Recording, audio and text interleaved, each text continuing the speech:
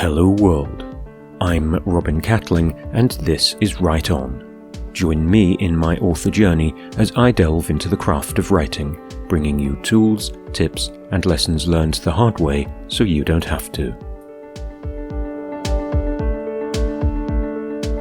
Return of the Crutch Words. It's the next round of editing and I encounter the return of the Crutch Words. All of those verbal tics, habits and signs of sloppy writing that writers fall back on, usually devoid of conscious thought. I have a very, very long list. My Crutch Words list contains 90 words or short expressions, not including the ing verbs or most ly adverbs. On my previous pass of 80,000 words, I removed somewhere in the order of 290 instances of Crutch Words. I'm partway through another pass, and I'm taking out a similar number.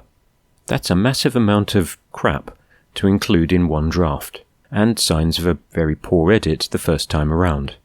A job half done, and badly. Patching over half-completed thoughts and half-formed sentences, the Crutch Words prop up the prose when what's really needed is some conscious effort. It's lazy, thoughtless writing that demands hard deletion or creative rewriting. ing and ly. The first constructions to scan for are the ing verbs and the ly adverbs. I'm writing close third person past tense. The ing verbs confuse matters. What tense are we in? And the adverbs, he added curiously. Take them out, he whispered gently. They seldom add anything of value. I have a specific list of 24 or so favourite crutch adverbs. Quickly, slowly, nearly, barely. Was, saw, very really. These crop up on lots of writers' crutch lists. Was. This is a passive state of being, telling us nothing. Saw. More passive, looking at stuff. Very and really. What do these add? But that's not all. My Crutch Words list is a litany of only, could, even, almost. Weak, suggestible, inconclusive, wimpy words. They mostly add nothing but verbiage and detract from the prose. Mostly. Now, mostly is an interesting case, especially in the construction I just used for emphasis and qualification, and for fans of the movie Aliens. I'll throw sentences with every possible use of only, and most of them add nothing. The same with almost. Don't say something almost happened, make it happen. By the time I get to a verb followed by as best she could, I know I'm just generating noise. Just perhaps. Just is also one of my Crutch Words. It's a false qualifier and a weak way to add immediacy to a sentence.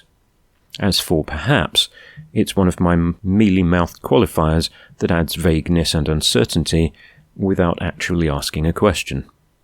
Look, see, saw, think, felt, feel. Look, see and saw are largely passive actions, and we want the active. Remember, show don't tell? Think, feel and felt are all telling, not showing. Strike those wherever possible. A dislike of like. Like. I didn't think I used many similes, but they're everywhere. In the right hands, Shakespeare's, similes are powerful devices.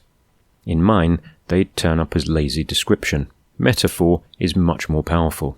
Don't make something like something. Make it that thing. Began, started.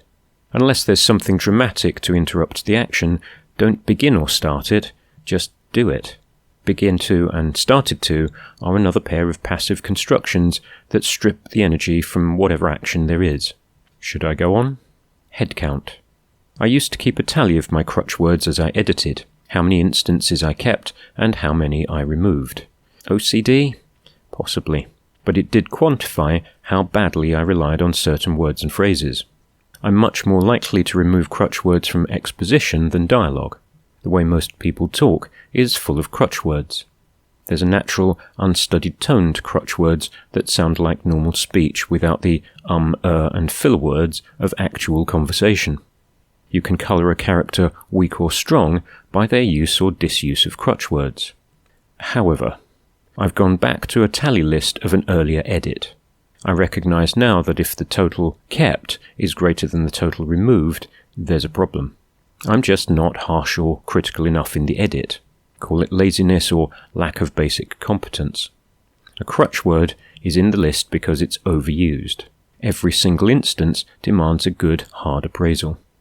An instance of a crutch word shouldn't just sit there unchallenged. Either delete it or write a better sentence without it. Throw away the crutches.